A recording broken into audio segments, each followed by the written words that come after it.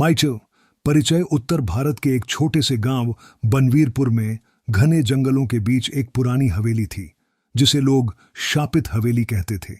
गांव वाले दिन में भी उसके पास नहीं जाते थे। कहते थे कि वहां रात होते ही आत्माओं की चीखें सुनाई देती हैं और जो भी वहां गया वो कभी वापस नहीं लौटा। 2. नायक का आगमन। राजीव एक युवा पत्रकार था जो अंधविश्वास पर रिपोर्टिंग करता था। उसे जब इस हवेली की जानकारी मिली तो वह बहुत उत्साहित हो गया। उसका मानना था कि यह सब अफवाहें हैं और सच्चाई कुछ और ही है। गांव वालों ने उसे बहुत मना किया लेकिन राजीव नहीं माना। वो अपनी कैमरा और रिकॉर्डिंग मशीन लेकर हवेली में रात बिताने निकल पड़ा। 3. हवेली का पहला दृश्य शाम का समय था। सूरज अस्त हो रहा था। हवेली की टूटी खिड़कियां और दरवाजे हवा से अजीब अजीब आवाजें कर रहे थे। दीवारों पर पुरानी खून जैसी लाल धब्बे थे।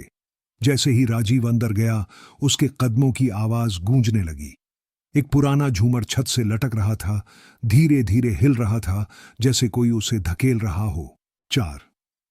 पहली रात की शुरुआत। राजीव ने अपने कैमरे ऑन कर दिए और कमरे में बैठकर नोट्स लेने लगा। तभी एक दरवाजा अपने आप जोर से बंद हुआ। राजीव घबराया लेकिन खुद को समझाया ये हवा की वजह से हुआ होगा। लेकिन तभी पीछे से किसी के चलने की आवाज आई। उसने पीछे देखा, कोई नहीं था। 5.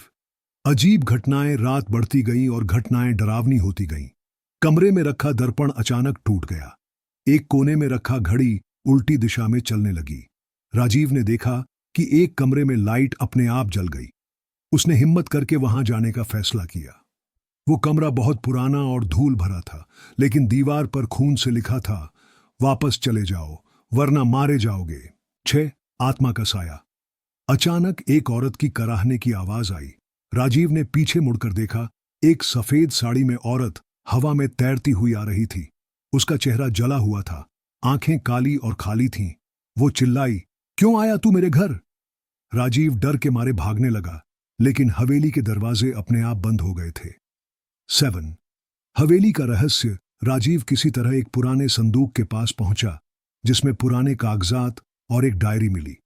उसने पढ़ा, मैं रमा, इस हवेली की बहू। मेरे पति ने मुझे जिंदा जला दिया था क्योंकि मैं उसे विरासत नहीं दे सकी। मेरी आत्मा इस हवेली में भटक रही है।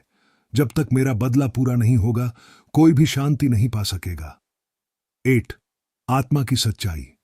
राजीव समझ चुका था कि आत्मा बदले की आग में जल रही है। रमा को न्याय दिलाना ही उसका मकसद बन गया। उसने गांव लौटकर तहकीकात शुरू की और पता चला कि हवेली के मालिक ने सच में अपनी पत्नी को मार डाला था। 9. आत्मा की मुक्ति। राजीव ने स्थानीय पुलिस को सबूतों के साथ मामला सौंपा।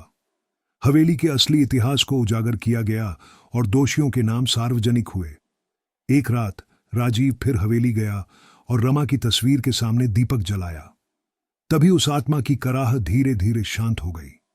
हवेली में पहली बार कोई सुखद संगीत जैसा कुछ सुनाई दिया। 10. अंत। हवेली अब वीरान जरूर थी, लेकिन वहां अब कोई चीख नहीं आती थी। राजीव ने अपने लेख में लिखा, कभी कभी आत्माएं डराने नहीं बल्कि न्याय मांगने आती हैं।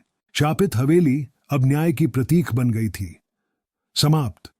अगर आपको यह कहानी पसंद आई हो या आप इसी तरह की और डरावनी कहानियां चाहते हैं तो बताइए, मैं अगली कहानी और ऐसी मोटिवेशनल वीडियो देखने के लिए हमारे चैनल भक्ति सागर डी को सब्सक्राइब करें।